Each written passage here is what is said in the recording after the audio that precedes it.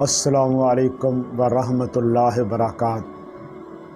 اعوذ باللہ من الشیطان الرجیم، بسم اللہ الرحمن الرحیم۔ انا کفیناک المستہزئین۔ میرے محترم بھائیوں، نبی مکرم صلی اللہ علیہ وسلم کو جب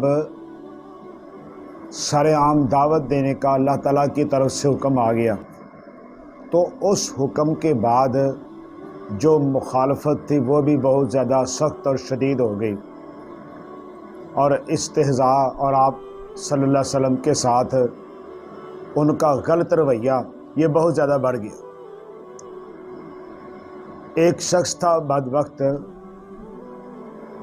ابی بن خلف۔ وہ اتنا بدبخت آدمی تھا کہ ایک دن ایک بوسیدہ ہڈی لے کے آیا اور اس کو بوسیدہ ہڈی کو نبی علیہ الصلوۃ والسلام کے چہرے مبارک پر پھینک دیا، اور اس نے ایک گھوڑا پالا ہوا تھا جس کو وہ روزانہ 3 سا اناج کھلاتا تھا، اور جب نبی علیہ الصلوۃ والسلام کے ساتھ آمنا سامنا ہوتا تو وہ بدبخت کہتا ہے یہ گھوڑا میں نے اس لیے پالا ہے، اس کی خدمت میں اس لیے کر رہا ہوں کہ اس کے اوپر سوار ہو کر میں نے آپ کا نعوذ باللہ قتل کرنا ہے۔ یہ اس قسم کا اس کا توہین امیز رویہ اس بدبخت آدمی کا۔ جب اس نے یہ بات کہی تھی کہ میں نے آپ کو قتل کرنا ہے تو نبی علیہ الصلوۃ والسلام نے جواباً کہا انشاءاللہ میں نے آپ کو قتل کرنا ہے۔ جنگ بدر گزر گئی، جنگ احد آ گئی، تو جنگ احد کے دوران وہ شخص جو تھا نا ابی بن خلف بدبخت، اس نے للکارنا شروع کر دیا۔ اس نے کہا جی دیکھو میں نے تو مقابلہ کرنا ہے نبی علیہ الصلوۃ والسلام کے بارے میں، ان کا مقابلہ کرنا ہے، آئے میرے مقابلے کے اندر۔ آپ کو للکارنا شروع کر دیا۔ نبی علیہ الصلوۃ والسلام نے کہا پیچھے ہٹ دو سارے اور اس کو آنے دو۔ صحابہ رضی اللہ تعالیٰ عنہم نے کہا بھی اس کا ہم مقابلہ کرتے ہیں، تو نبی علیہ الصلوۃ والسلام نے فرمایا نہیں، جب اس نے مقابلے کے لیے مجھے پکارا ہے تو اب نکلنا بھی میں نہیں ہے۔ وہ آیا، نبی علیہ الصلوۃ والسلام نے نیزہ لیا اور اس کے حلق کے قریب نیزہ مارا، نہ زیادہ زخم آیا نہ لمبا چوڑا، کو وہاں کو نشان پڑا، خون نکلنا شروع ہو گیا، اور وہ بندہ لڑکتا ہوا گیا، چیخے مارتا ہوا بھاگا۔ لوگوں نے کہا، ان کے اپنے لوگوں نے، کیا ہو گیا ہے؟ بڑا للکارتا ہوا گیا تھا، ایسے آ گیا بھاگ کے۔ اس نے کہا تمہیں نہیں پتا میرے ساتھ کیا ہو رہا ہے۔ چنانچہ سفر سے واپسی پر وہ اسی زخم سے مر کے واصل جہنم ہو گیا تھا۔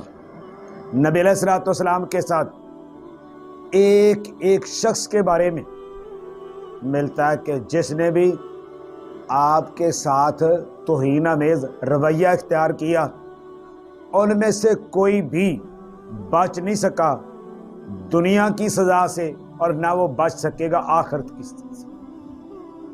ایسے ہی ایک خاتون ابو لہب کی بیوی ام جمیل، نبی مکرم صلی اللہ علیہ وسلم جس راستے سے گزرتے تھے یہ بدبخت عورت اس راستے میں کانٹے بچا دیتی اور جان بوجھ کر کانٹوں والی ٹہنیاں پھینک دیتی تاکہ جب آپ گزریں گے تو آپ کے پاؤں میں چبھیں گی اور مجھے سکون آئے گا۔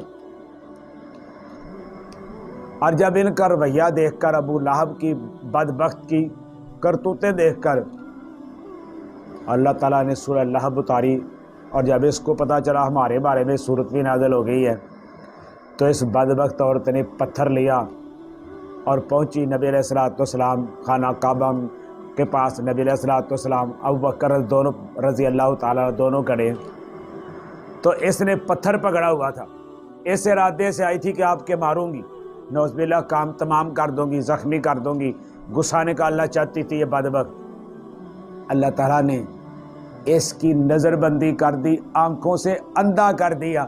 وہ ابو بکر کو دیکھ رہی تھی لیکن نبی علیہ الصلوۃ والسلام کو دیکھ نہیں رہی تھی، دونوں سامنے کھڑے تھے۔ آ کر ابو بکر رضی اللہ تعالیٰ پوچھتے ہیں وہ آپ کا ساتھی کدھر گیا ہے؟ کہ مجھے کیا معلوم۔ بعد میں ابو بکر رضی اللہ تعالیٰ نے پوچھا آقا جی آپ کو نہیں دیکھ رہی تھی؟ فرمایا اس نے اللہ نے اسے اندھا کر دیا۔ اور یہی وہ بدبخت عورت ہے جس کے بارے میں اللہ تعالیٰ نے فرمایا فی جیدہا حبل من مسد، یہ ایسے عبرتناک موت مری کہ جا رہی تھی وزن اٹھا کے تو وہ وزن پیچھے کی طرف گرا اور اس کے چلتے چلتے اس رسی سے اس کے گلے میں پھانسی آئی، گلا گھٹنے سے یہ واصل جہنم ہو گئی۔